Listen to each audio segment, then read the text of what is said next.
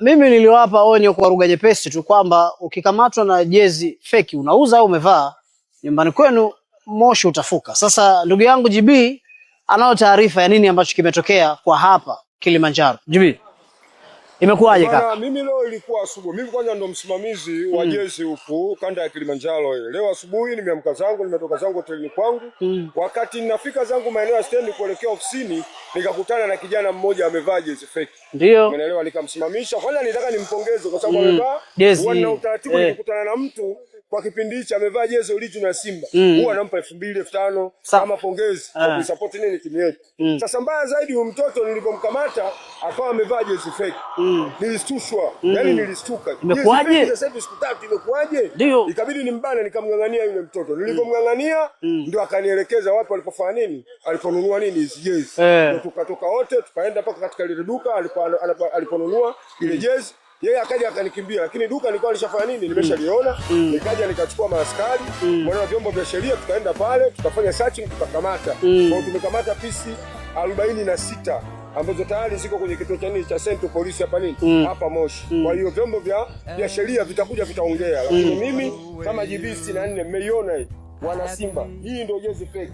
Ukiangalia Betway wao wameipigia kwenye kitambaa ndani. Wameprint moja kwa moja. Ukiangalia ile skedi ya pembeni sisi tuna kijitambaa hiki hapa ndio wao wamefanya kuichora ndio ukiangalia yani scan code huko vitu vyetu vya kuskania vipo sisi scan code yetu hii hapa tunao hii hapa unaelewa bwana hii hapa sasa kwa moja kwa moja nilipozigundua kwamba hizi ni fake tukaja tumemkamata hivi sasa hivi tushafungua mashtaka yuko kwenye vyombo vya sheria sasa hivi vinadili nao kwa hiyo mwana Simba yoyote atakayekamatwa amevaa jezi fake sio kuuza ukikamatwa umevaa mimi ninadili na wewe au taasisi itadili na wewe kila mkoa sawa una watu ambao wanasimamia swala hili la kuuzaji wa jezi fake. Kwa hiyo mnatakiwa mwa makini wakati unanunua ni jezi zako. Ununua jezi original kwa ajili ya maendeleo ya timu yetu. Hizi zote unaziona, hizi zote fake zilikuwa.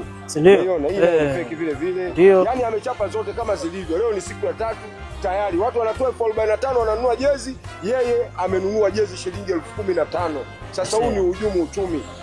Umeziona? Hii sio kweli hiyo. Unaona ya dola nyuma imechorwa lakini ya dola yetu hii kitambaa sawa. Kwa hiyo hizi ni jezi fake. Bocha zikamata tayari yuko ndani ya nini ndani ya mikono ya sheria. Sababu bwana atatuambia hizi jezi amezitoa wapi. Na tukikukamata usifikiri tutamalizana na wewe.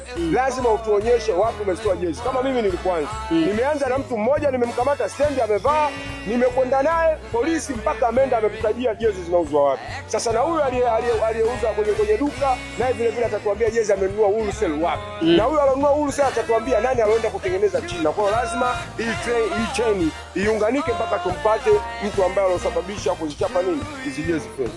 Sawa. Bwana sisi tuliwaambia kwamba watu wakati wana invest hela nyingi kwa ajili ya kuhakikisha Simba inafanya vizuri, wafanya biashara wadogo wadogo wananunua jezi pia kuhakikisha kila kitu kinaenda sawa. Wako ambao wanajaribu kurudisha jitihada za watu nyuma. Sasa ukikamatwa na jezi fake, vyombo vya sheria vitajua cha kufanya kwa sababu ni ujumu uchumi kama ndugu yangu brother alivyosema hapa GB, ni kwamba sasa hivi hatuna huruma na mtu yoyote. Sasa ukishikwa na jezi fake, wewe utalia na ndugu zako. Mamlaka zitajua kitu gani kikufanya. Kwa hiyo wewe mchunga sana bwana. Wewe kwanza ukiwa mshabiki wa Simba, unga upata 45 upata jezi yako moja yaishi. Mambo ya jezi fake kwa nini bwana? Tunaendelea kuwasaka mkoa kwa mkoa.